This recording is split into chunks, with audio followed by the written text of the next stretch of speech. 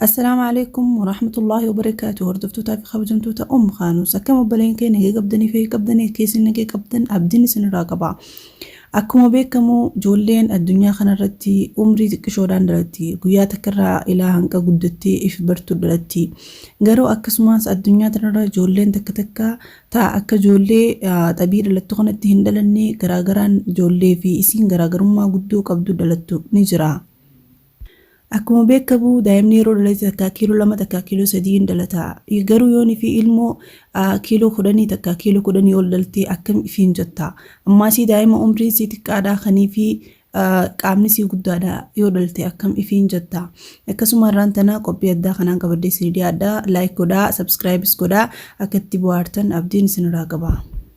Takkaffaa Alexandra Siang jaamti miyyoo agartan tana maqaan isii yoo laaltan amanuu dhabuus ni maltan garuutu micii yoo laaltanii agartan kana umriin isii amata 12 garuutu namni yeroo laaluu isii tana ilmoo amata 20 takka amata 26 garuu akkuma agartan isiin amata 12 qofa umriin isii akkumaan isiniin jeetti miyyoon tun nama xiqqaa ta'uu nama shakkisiisti yeroo qaama isii ilaalan maashaallah nama guddaa fakkaatti saniifuu footoolee isii kaatee yeroo sooshaal miidiyaa gubbatti gallakkistu miciyyoon tun nama guddamoo nama xiqqaadha namni adda baafachuu shakkii guddaarra jira.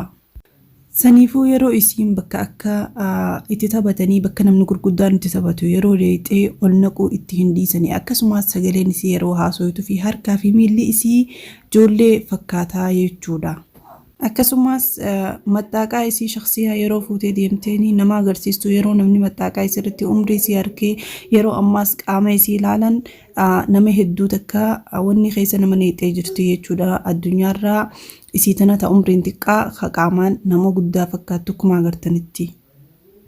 Akkasuma hojii miyyoon tun abdii hin murre faashin shoo ta'uu feeti saniifuu hojii faashin shoo waan hamilee isii ta'eef abdii hin murre ilaa hanqaamaan tanaa footoolee isii kakaastee sooshaal miidiyaa gubbaa gadhiistee viidiyoolee gaggabaabaa murtii sooshaal miidiyaa gubbaa gadhiistee akka namni kaampaanii gurguddaa fi kun isii hammatanii faashin shoo daleeduuf abdii isii hin murre jechuudha ka umriin isii amata 12.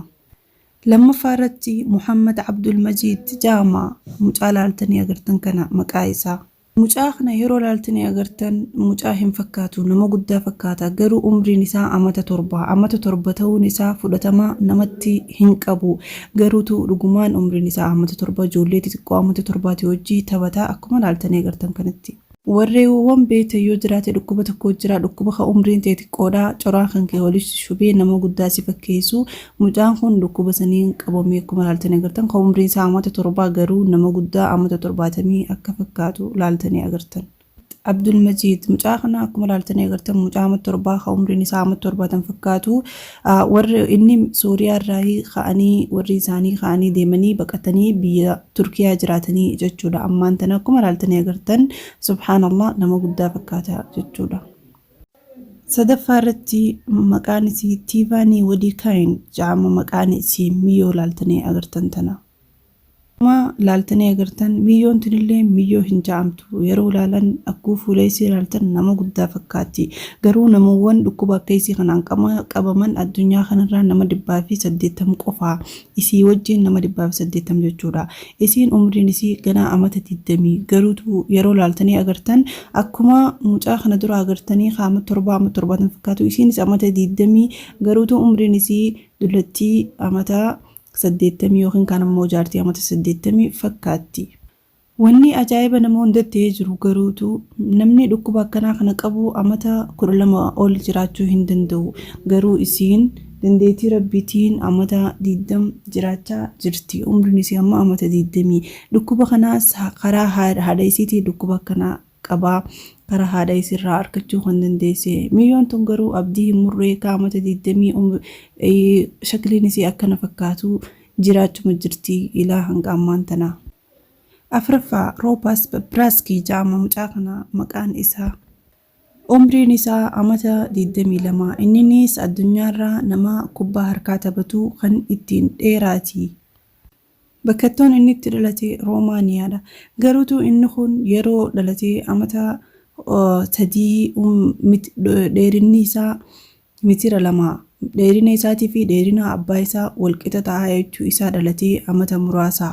Akkasuma wajji mucaan kun deemee kubbaa harkaa taphata. Ijoollee kubbaa harkaa taphatu tana hunda keessaa kan dheerinaan itti tokkoffaadha.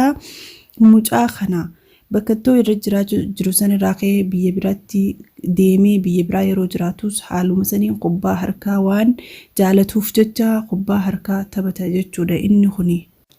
Addunyaarraayis nama kubbaa harkaa taphatu keessaa dheerinaan lamaffaarra jira jechuudha. 5ffaa Luis Manuel Jama mucaa xiqqaa laaltanii agartan kana maqaan isaa. Mucaan kun biyya Maaksiikoo dhalate garuu kiiloo meeqa akka mizaanuu isiniif adda hin baasu. Mucaan kun umriin isaa baatii 10 garuu kiiloo namaa umriin isaa ijoollee umriin isaanii amata 9 mizaanee jechuudha umrii xiqqoo tanaan. Haati mucaa kanaa yeroo gaafii gaafatan isiin harma xabii maluusisti xuxxodhaas akkuma nama hundatti itti kanniti waan takka waan tirfii kannituuf hin qabdu. Garuu yeroo dura dhalatee yeroo dura baasuu eegaltee mucaan qaamni isaa gagabbachuu eegalee humaatii miti akkuma ijoollee hundaa qaama baasutti qaama baasuu deemaa jetteetuma itti dhiiste. Yeroon fi mana haakimaa geessanii gaafatan diktoorota yeroo gaafatan diktooronni maallaqa guddaa irraa xalabatanii jechuudha mucaa kana hakkamuudhaaf. Abbaan isaa baatii $200 qofaa harkata baatirraa garuu wanni isa itti hakkamu maallaqa guddaadha. Saniifuu mucaan kun akka ijoollee kaanitti obboleessi isaa qaama sadiirra kunoo isaarra guddaa fakkaata. Akka ijoollee kaanii deemuu hin danda'u jechuudha. Ka deemisa gahee jireenyuma kana jiraachuu mucaa amata baatii 10 ka amata 10 fakkaata. 6ffaa irratti Aadaa Liyaaruus jedhamti maqaan isii. Akkuma laaltanii agartan miyyoon tun biyya Ameerikaa keessa dhalatte garuu sooshaal miidiyaa irratti hedduu nama beekamaadha.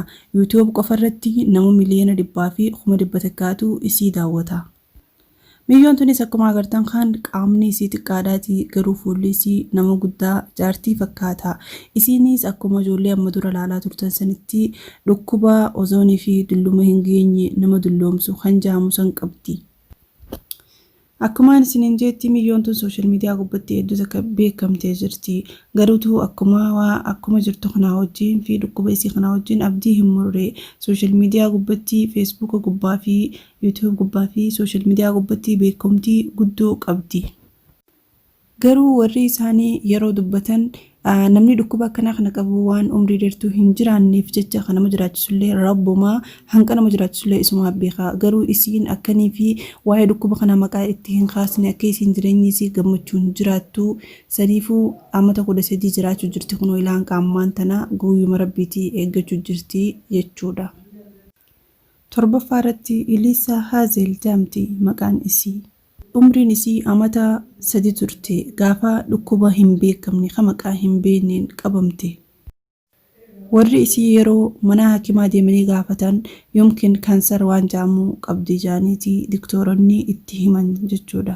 Deebi'ee diktooronni yeroonii fi waraqaa marammaraa isii baasan dhukkuba takka hin qabdu jaanii mana galchanii garuu abdii hin murre warri isaanii haaree deebi'anii mana haakimaa geessanii isii marammaranii.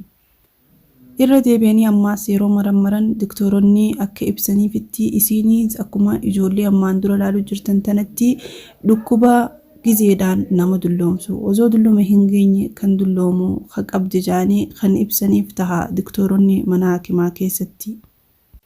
Akkasumas warreewwan isii abdii hin murre mana haakima deddeebisanii dawaa kannaa fi isiilleen abdii hin murre namni dhukkuba kana qabu umrii dheertuu hin jiraatu akkuma viidiyoo irra keessatti arguu jirtanitti garuu isiin umrii dheertuu jiraatti. Ammaan tana umriin isii amata 16 kana keessatti isiinis abdii hin murre dawaa isii dhugaatumaa tartiibuma isii eeggachaa jireenya jirtu kanatti yeroo diktooronni gaafatan gammachuudhaan qabaa jettee abdii hin murre ilaa ammaa jiraachuma jirti kuno.